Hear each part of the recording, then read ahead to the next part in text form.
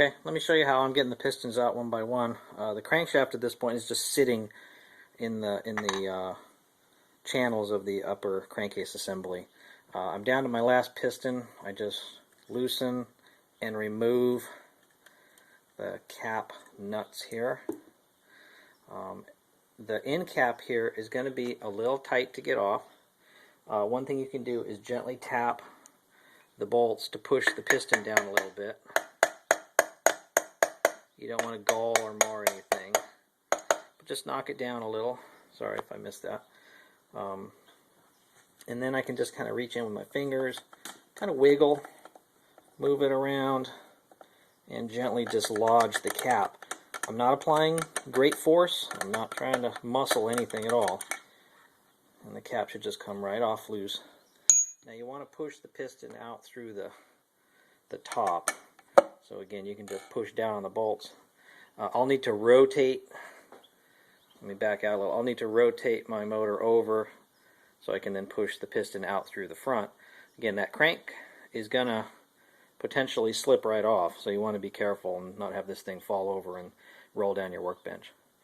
And so I'll have to put the camera down and do that. I don't have a cameraman today, and I'll show you the piston coming out.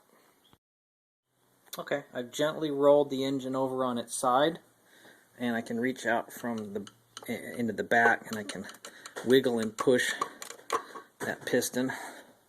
It should pop right out. And I can bring it out gently again,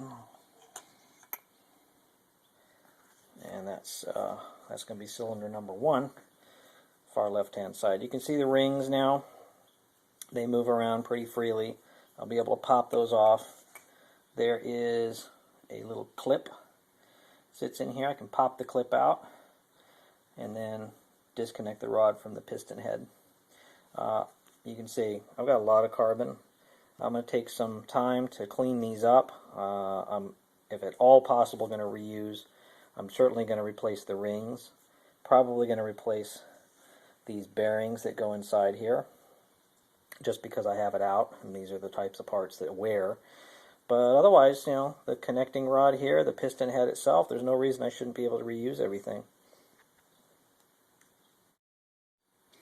And like everything else, once I remove a part and all its constituent pieces, I bag it and tag it. That way I know where they came and that the parts mate correctly when I get it all back together. So I've done this with all 4 of the piston assemblies.